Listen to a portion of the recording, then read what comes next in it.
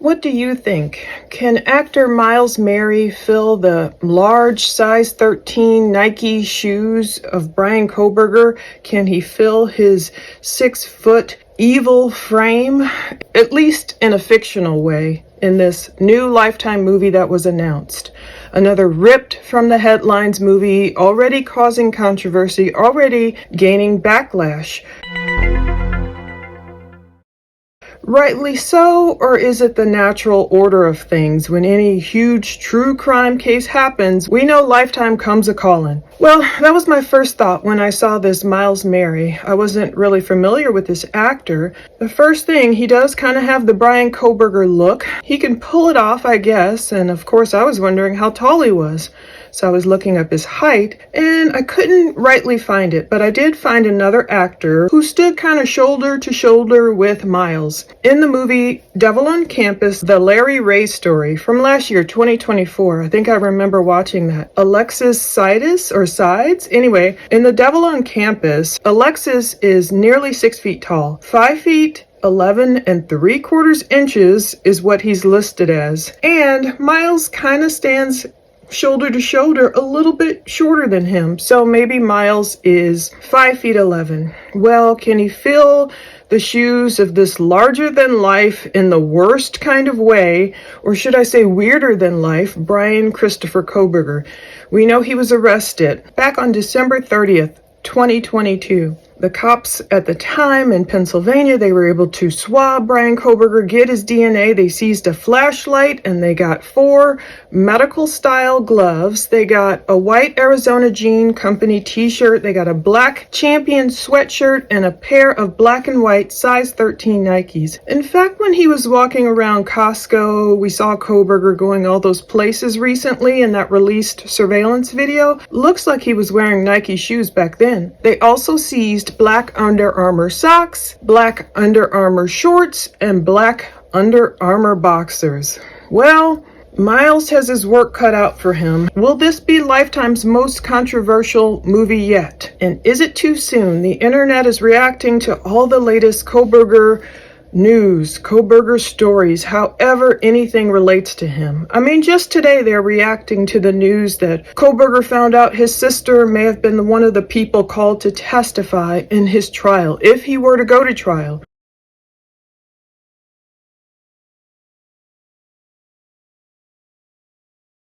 And people are kind of correlating that as if Bryan Kohberger must have felt some sort of sympathy for his sister and said, no, I'll take a plea deal and confess what I did instead. Did he really care about his sister? Maybe not. It seems like from news reports he was ignoring his mother and sister. His sister Amanda, his mom Mary Ann, who made it to court, and they were weeping over this boy. 28-year-old, okay, but he was, the son, the little brother, the one they contended with, I'm sure, most of their life, trying to get him on the right path, to no avail. And what did he do? He ignored them. So do you really think Kohberger wanted to save his sister the pain of being in court? I doubt it. Kohberger, once again, probably wanted to just save his own hide, rescue himself from the firing squad, even though he inflicted quite a death on these 4 college students. So how will Lifetime handle this ripped from the headlines movie? And is there any way to do the Idaho student murders, their working title? Is it any way to do this movie with tact and grace and make it victim focused? Despite all this controversy that always circles Lifetime every time they come out with one of these movies, obviously there's enough of us watching to keep it in business, to keep them making the movies. These films have a large viewership. Even though Lifetime doesn't publish their numbers, according to Media Village, one of Lifetime's 2020 media slate movies from 5 years ago reached more than 25 million viewers. The true crime interest is apparent. These ripped from the headline stories prove that people interested in true crimes, they want to watch fictionalized versions of these real life accounts, maybe somehow to try and make sense of senseless, murderous acts. Remember, there was the Gabby Petito story done in 2022. It chronicled the time when Gabby Petito went missing on this, van life trip with her boyfriend or fiance, whatever he was, Brian Laundrie. Even the trailer drew criticism. Just imagine when the Idaho 4 trailer comes out. And of course, there was Chris Watts' Confessions of a Killer 5 years ago in 2020. This Lifetime movie dramatized the horrific killings by Chris Watts in Colorado of his beautiful pregnant wife Shanann Watts and their 2 daughters. Wasn't that the movie that depicted Chris Watts dragging Shanann down the stairs and her head hitting each stair? That was really too much. Even though Chris Watts, in his interview after the murders in 2019, he did tell investigators that he dragged her down the stairs. Do we need to see it depicted? That's a judgment call, but either way, it's got to be horrific for anyone who was related to the victim or loved the victims to watch that kind of stuff. Okay, so Lifetime has just announced this new ripped from the headlines movie called, tentatively, The Idaho Murders. We don't know what the final title will be. It's based on one of the most haunting, horrific crimes in American history. And what's most disturbing is what the movie likely can't show. It hasn't even aired yet. We don't even know much about this movie at all, except Miles being cast as the lead. Production is expected to begin on the project this month. This is October 2025. Generally, Lifetime, they've been able to just film these movies. Some of them might have shooting schedules of only like 3 weeks or so. They go to inexpensive places. Sometimes they'll go to Canada. I believe that's where the Chris Watts movie was filmed. And it can mimic the kind of idyllic Idaho scenes and Washington state scenes they might need for this story. However, just because they can make the movie, the question is, should they, and what will be their focus? I guess we already know who Bryan Kohberger is. Miles Mary. He has the look. He just about has the height. I'm sure he probably has the acting chops to pull this off. Does that mean Bryan Kohberger will be the star? Will he be depicted as some, bullied, troubled, neurodivergent type of character who's misunderstood, who's a misogynist, who's an incel, who flies off the handle, who spends all this time alone? Will they show him stalking the victims?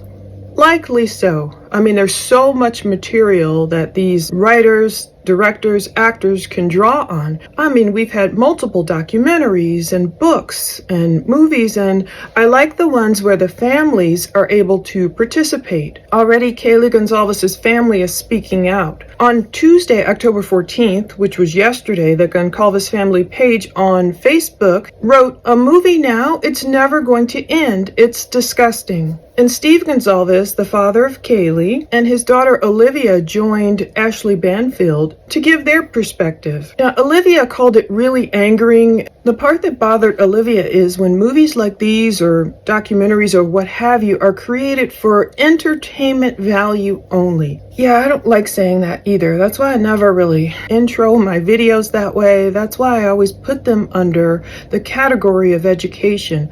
It's one thing to learn about a crime and gain the evidence and try and get all the facts of a crime.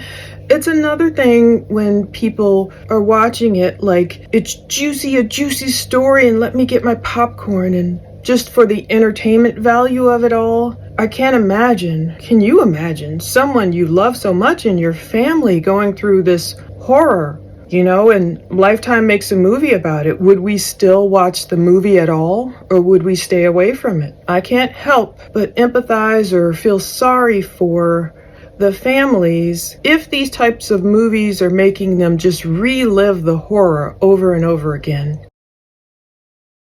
What Lifetime won't show? The true story behind the Idaho murders. That's one thing Steve told Ashley Banfield. He believed it was pretty bold of someone to think they can create a movie, based on these victims that, of course, none of us knew. I'm looking at the Gonzalez family page, and I'm following Olivia's TikTok. and all these lies that some people on YouTube have come up with. Those weird people who, for whatever reason, have decided that Bryan Kohberger is the bee's knees and they've just got to follow him and fall in love with him, and, everyone else is wrong but him. Some people have come up with crazy stuff. They were claiming Kaylee's family hated her, and, they weren't even talking to her at the time of her murder.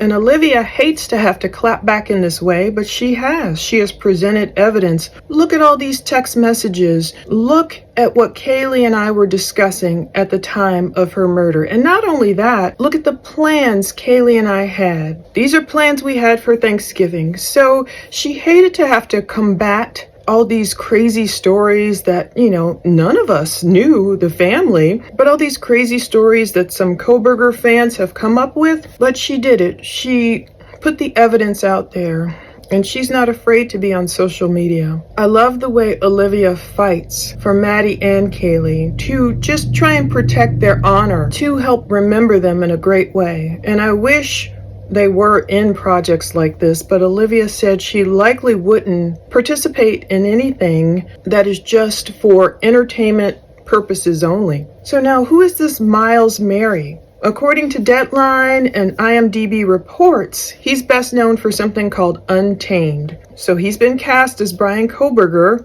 the man who literally confessed by pleading guilty to horribly entering that 1122 King Road house, killing 4 University of Idaho students on November 13th, 2022. You know who I thought would be great in the role? I know Adam Driver, he could pull it off. He'd do a bang-up job. He's 6 feet 2 inches tall, and he's an amazing actor, but I know he wouldn't likely act in a Lifetime movie. Oh, did you see A Marriage Story? He was amazing in that. Amazing. That scene where he broke down in the kitchen. He hates watching himself on camera. I mean, he has his own big, delicious fan club. But Miles Mary, can we blame him? Can we blame any working actor, especially in the climate that Hollywood is in today, the dire straits? Can we blame anyone for taking a role? So it's being produced, the Idaho murders that made the Murdow Murders, the movie. I don't know if I watched that, or is it out yet? So it'll probably follow that same signature formula that Lifetime puts out. Fast-paced,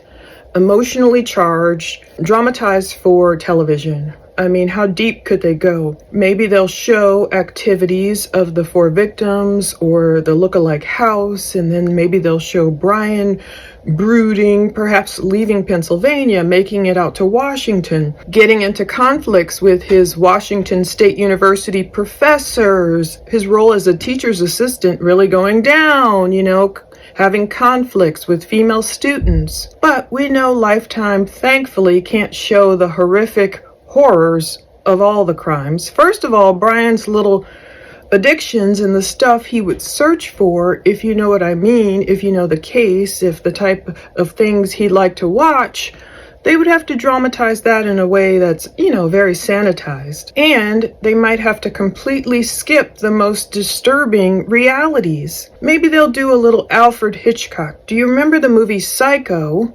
The shower scene, was it Janet Leigh? And then that scene with the weapon, the way Alfred Hitchcock shot it, you saw different parts. What we saw on screen was not as bad or not as much as you think you're watching. However, when Ryan Murphy got a hold of that Psycho movie story, when he dramatized the whole Ed Gein situation, he took full license to show the horrors of that scene, that Psycho scene, so much so that when he depicted audiences first watching the Psycho scene, the shower scene, if you know what I mean, that makes so many people afraid to close their shower curtains, the audience reacted. Some people threw up. One pregnant woman went into labor. It was horrific seeing this man, Ed Gein, one of the people that Bryan Kohberger studied, no less, the serial killer. It was very frightening to see him depicted as the monster. And what's most frightening about it is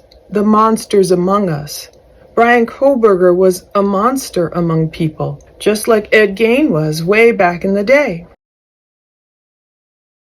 So how closely will it stick to the real case? Is it too soon? Are they profiting off tragedies, or are they telling the story. Now, the Gabby Petito Lifetime movie faced similar criticisms for exploiting grief too early. Gabby Petito's movie, I think, came out really quickly. The same could be said for Shanann Watts and all the other Lifetime movies. Well, at least Lifetime waited until 2025 until the case was adjudicated. The case is basically done. He's admitted what he did, even if he didn't have to allocute, even if he didn't give details, he didn't give up the murder weapon, he didn't give up anything. But at least, for all intents and purposes, the case is over. So Lifetime waited until now to create the movie. Other cases, like the Petito story with Gabby gone at the hands of Bryan and Bryan Laundrie taking his own life, that situation resolved itself, you could say, in the worst way possible, and maybe Lifetime pounced on that even quicker because it was over. So we know Lifetime has a big real-life horror to tackle. On November 13th, 2022, these 4 University of Idaho students were murdered in their off-campus home in Moscow, Idaho. Maddie Mogan, who may have been Bryan's target, Kaylee Gonzalez, may have been his other target, Xander Kernodle, and her boyfriend, Ethan Chapin. Since their deaths were so brutal at the hands of Kohberger, how will Lifetime depict it? Or will they focus more on the lead up to the crimes and maybe then focus on the way he eluded police for a while after the crimes? And how will they address the 2 surviving roommates? Hopefully all the victims will be depicted with grace and dignity as much as possible. Now they have so much body cam footage to draw from, it can be easily recreated. We have all these interviews that have come out. We have this small, idyllic college town that was paralyzed with fear for weeks. They have a lot to draw on.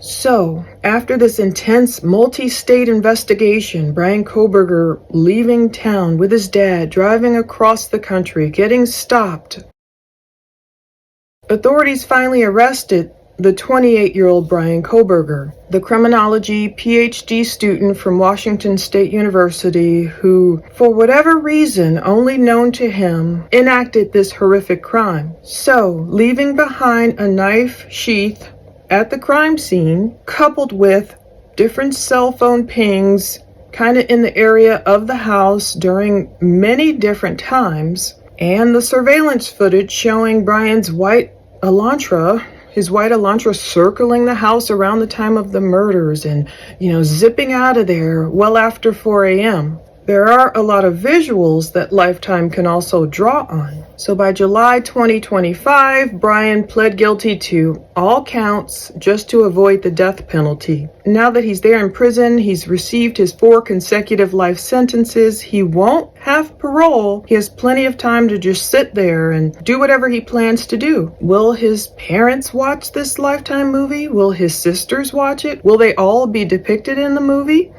Chances are there would be brief roles to just show maybe Bryan growing up as this troubled boy with visual snow syndrome and his entire horrific life before he got to Washington and wreaked havoc out west. Now, what Lifetime can't show, obviously the real violence, thank God. They can't show the brutality. We've read enough of it. We know about the defensive wounds. We know about the horrific scene. We know what Kaylee's family has said about her being unrecognizable after the attack. It was a chaotic, frenzied attack, and we know Lifetime isn't into showing that type of detail, thankfully. I mean, that Ed Gein story, oh my goodness. The way his crimes were depicted on Netflix. And I love Ryan Murphy's creativity, but I tell you what, it was just almost too much to watch. I had to leave the lights on just watching the first 4 episodes. And then I finished them.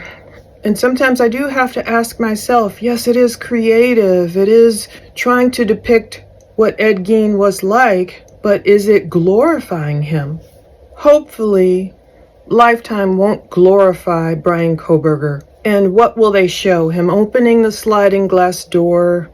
Will we hear screams or something and then hear him leaving in a fade to black? How will they dip into Kohberger's academic obsession with criminology. He wasn't just any suspect, he was studying criminology. Under the famous Dr. Catherine Ramsland, he studied other killers. He was intense, he was socially awkward, that, deep, blank, evil stare. He was fascinated with other killers. If they go down too much of a certain route of attempting to make Bryan look like a sympathetic character, will that really turn viewers off? They'll probably have to tone it down and remind everyone, no matter what he went through, whether bullied as an overweight kid, whatever he went through, his visual snow problems, his neurodivergency, they can't blame any autism spectrum disorders or what have you for his evil intentions. Plenty of people are living on the spectrum and they do not act the way Bryan did. Will they cover the social media sleuths? They'll only have so much time to cover this, but we know there was a social media storm over this case. During the investigation, all these amateur theories on TikTok, on YouTube, on Reddit, all the innocent people who got blamed, strangely, and are still being blamed. Some people just don't want to admit that they're wrong. Even after police cleared Hoodie Guy, the surviving roommates, all the people they cleared, some people are just, that's the hill they're buried on. They just want to blame Dylan and Bethany and they just won't let it go. Maybe Lifetime won't touch that because they know what these people have gone through. Maybe they will kind of depict the grub truck scene and, red herrings of people, and then Bryan Kohberger will pop out of nowhere as the culprit who ended up doing it. Of course, Lifetime isn't going to want to harass innocent people the way some social media sleuths did. Finally, the thing they can't show is the missing motive. Of course, they can speculate till the cows come home. But the final question that haunts everyone is why? Like Olivia just said, she doesn't want to get into the mind of the killer. She said maybe only a psychopath, I might be paraphrasing her here, but only a psychopath, evil person like Kohberger knows his own motive, and we don't want to be in his mind and understand his logic. Olivia does have great logic, though, about the 4 alternate suspects who would have worked alone, so why couldn't Bryan have worked alone? Of course, she believes it was Bryan, like I do, and the right person's locked away in prison. He acted alone, but why? What was the motive? Will Lifetime create a motive? Jealousy? Obsession? His academic ego? What drove him to do this? Every intended motive they come up with risks rewriting history. If Kohberger does speak one day and give his real motive, what will the Lifetime motive look like in hindsight? So there's a fine line between explanation, awareness of a crime, and exploitation of the crime. It's a line we all try and walk, hopefully with integrity. People ask us, our viewers ask us to cover cases. Some they don't ask, they just watch. I've known that for years. Some people will never admit to soaking up a Lifetime movie like this, but they surely will be in front of that TV the moment it drops. So what should they show? If Lifetime truly wants to honor the victims, they will focus on them. Perhaps they will show all the positive attributes, Maddie's silliness and her beauty, her style, her love of pink and her TikTok dances and Xana just being zany. And so many people talked about Xana's personality, how she was just a crack up, how all the guys wanted to date her. Ethan, his athleticism, his height, he seemed like a really good friend. Just the life of the party kind of guy. And Kaylee, just on her way off to success, like a get her done type. Smart girls, great grades, just looking forward to the future. You could just see them moving on. I mean, Olivia, she's been doing these tributes to Kaylee, like she's like my first baby sister. The first photos of Kaylee as a baby, in the hospital. When we look at victims from that perspective and get to know how their families love them, how their siblings love them, how their friends love them, and their positive attributes, they're beyond the Idaho 4. They're not just these, 4 kids who got killed that day by this crazy Kohberger. Hopefully Lifetime will focus on that and not just sensationalize the horrific evil of the man who took their lives. We have to look at the bigger picture. You know, Hollywood has always struggled to balance truth and drama, and especially when it comes to true crime. And Lifetime has to walk a fine line with these, ripped from the headlines movies. The greater challenge with the Idaho murders, whatever they end up naming this Lifetime movie, is they are telling a story that is still fresh, still painful, involved young people. It happened 3 years ago. It involved college kids, and they're dealing with something they haven't dealt with perhaps in the past. Not only the huge social media influx of fans, if you will, or followers, but this weirdness around Bryan Kohberger's fans. In the Gabby Petito story, Brian Laundrie didn't have this plethora of fans who, were really just backing him. And even though there were some, and even in the Chris Watts case, he had small portions, small segments, outliers of fans, but nothing like Kohberger. So what will the impact be? We will see whenever this Idaho Murders Lifetime movie premieres, just like the other ones I watched. I plan to watch it and break it down, and we can discuss it all.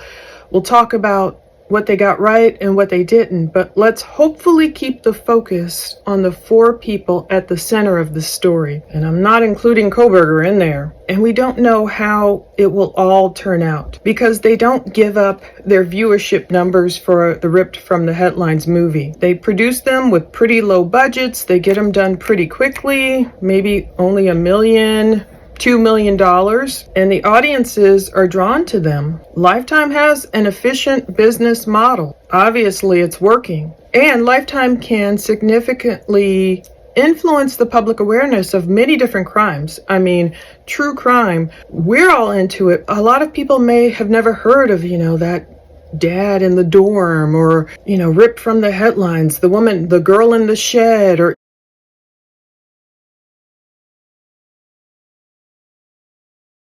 all these Lifetime depictions, Gabby Petito, Shanann Watts, and now the Idaho murders. You would think most people have heard of the Idaho murders, but a lot of people still haven't. Some people are just in their zone. They don't pay attention to any of these true crime stories. So it's good that Lifetime can bring a version of the story of the true crime to the mass audience. That's a good thing.